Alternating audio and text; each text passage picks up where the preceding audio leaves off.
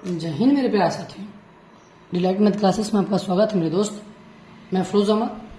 दोस्त, आज एक छोटा सा टॉपिक जो कि अवस्था परिवर्तन के बारे में समझना है। ये एक ऐसा टॉपिक है जिसको मैं गागर में सागर को भर दूंगा। इतना बड़ा टॉपिक है, बट थोड़ा सा एक चित्र के माध्यम से इसको मैं समझाने का प्रयास कर रहा। तो आप लास्ट तक मेरे इस चैनल में बने रहिए। ये वीडियो आपको अच्छा लगे तब लाइक सब्सक्राइब शेयर करिएगा, अन्यथा वीडियो को छोड़ के चले जाइएगा। ठीक है, देखो, इसमें अवस्था को परिवर्तन करना है, एक दूसरे से दूसरे रूप में बदलना है। तो कैसे बदलेंगे मेरे दोस्त? बात ध्यान से सुन मेरे भैया। करना क्या है कि यदि मान लो कोई ठोस पदार्थ है, ठोस पदार्थ यदि द्रव में बदलता है, हमेशा बात याद रखना कि जो ठोस के अणु होते हैं, किसके अणु? जो ठोस के अणु होते हैं वो एकदम नजदीक होते हैं। हमेशा याद रखना कि जो ठोस के अणु होते हैं वो एकदम नजदीक होते हैं, लेकिन जो द्रव के अणु होते हैं ये जरा दूर होते हैं। ये बात हमेशा याद रखना। जो गैस के अणु होते हैं ये क्या? एकदम दूर होते हैं। एक ठे यहाँ तो एक ठे यहाँ, तो एक ठे यहाँ, तो एक ठे यहाँ। लगता है कि छितिर बितिर है। जैसे समझते हो ना, जाड़ा के समय में जब ठंड लगती है, आग के चारों तरफ लोग बैठे होते हैं। जब ठंड लगती है तो आग जब नहीं जलता तो उसमें चिपकते जाते हैं। जब वहीं चिपकने का प्रयास करते हैं तब आग जल जाती है। जलने के बाद दूर हो जाते हैं। उसी प्रकार मेरे दोस्त ये अणु होते हैं, इसके अणु होते हैं। इसके अणु जो होते हैं एकदम चिपके होते हैं, इसके जो अणु थोड़ा सा दूर होते हैं, इसके अणु एकदम दूर होते हैं।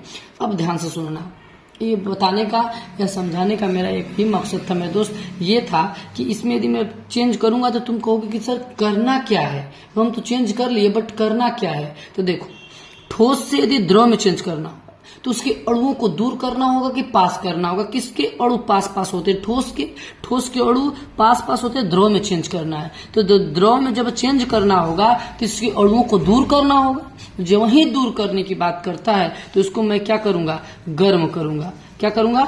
गर्म करूंगा। और जब अणुओं को चिपकाने की बात आएगी तो उसको मैं क्या करूंगा?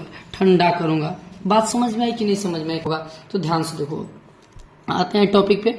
ठोस से यदि द्रव में चेंज करना होगा तो मुझे करना क्या होगा कि ऐसा ठोस पदार्थ या ऐसा पदार्थ जिसको गर्म करने पर ठोस से डायरेक्ट किसमें चेंज हो जाए? द्रव में चेंज हो जाए। उस प्रक्रिया को हम कहते क्या हैं? संगलन कहते हैं। क्या कहते हैं? संगलन। लेकिन 3 ठे लिखा गया है। इसको पिघलना भी बोल सकते हैं, इसको हम द्रवण भी बोल सकते हैं। ये एक ही का तीनों नाम है। बात समझ में? द्रव और पिघलना और द्रवण और संगलन।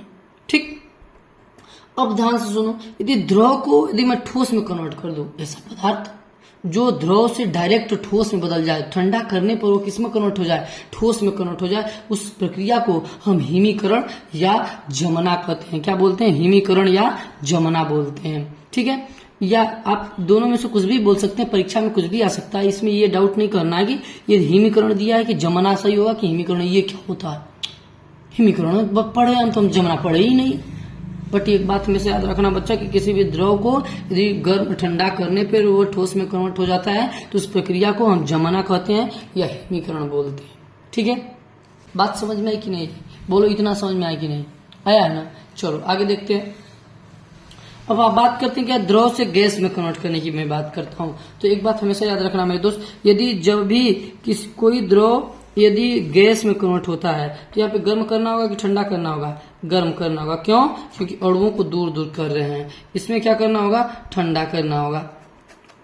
ठीक, तो किसी भी द्रव को हम गर्म करने पर वह गैस में कन्वर्ट हो जाए, उस प्रक्रिया को हम वाष्पीकरण बोलते हैं। जैसे गर्म पानी लेते हैं हम, पानी लेने के बाद इसको ठंडा करते हैं, किसी पात्र में लेकर इसको गर्म करते हैं। गर्म करने के बाद तुम देखते हो ऊपर से भाप नुमा बन के निकलने लगता है। जो निकलता है ना वही क्या कहलाता है? गैस के रूप में कन्वर्ट होने लगता है, वाष्प के रूप में कन्वर्ट होने लगता है। तो किसमें उस प्रक्रिया को हम क्या कहेंगे? वाष्पीकरण बोलते हैं। ठीक है, अब देखो, कोई गैस यदि ठंडा करने पर वह द्रव के रूप में कन्वर्ट हो जाए तो उस प्रक्रिया को हम क्या बोलते हैं? संघनन बोलते हैं। क्या बोलते हैं? संघनन।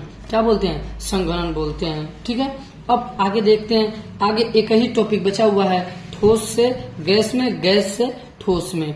ध्यान से सुनना मेरे दोस्त। यदि कोई प्रक्रिया गैस से डायरेक्ट ठोस में कन्वर्ट हो जाए तो उस प्रक्रिया को हम कौन सी प्रक्रिया बोलते हैं? हाँ, निक्षेपण बोलते हैं। लेकिन इसमें गर्म करना होगा कि ठंडा करना होगा? तुम ही बताओ। गैस से ठोस में कन्वर्ट कर रहे हैं तो यहाँ पे क्या करना होगा? मुझे ठंडा करना होगा। क्या करना होगा? ठंडा करना होगा। और इसको क्या करना होगा? गर्म करना होगा। कोई भी प्रक्रिया, कोई भी ठोस पदार्थ यदि वह गर्म करने पर डायरेक्ट गैस के रूप में कन्वर्ट हो जाए तो उस प्रक्रिया को क्या बोलते हैं? ऊर्ध्वपातन बोलते हैं। क्या करेंगे? गर्म करेंगे। तो जैसे इसका क्या हो जाएगा मेरे दोस्त, जैसे कपूर लेते हो, देखते हो, आग लगाते हैं, डायरेक्ट वो द्रव में चेंज नहीं होता, डायरेक्ट उड़ जाता है। उड़ने का मतलब किस में कन्वर्ट हो जाएगा? वो किस में कन्वर्ट हो जाता है? गैस में कन्वर्ट हो जाता है। ठीक है। यदि ये वीडियो तुम्हें अच्छा लगा मेरे दोस्त तो लाइक, सब्सक्राइब, शेयर कर देना। मिलते हैं अगले वीडियो में, तब तक के लिए जय हिंद, जय भारत।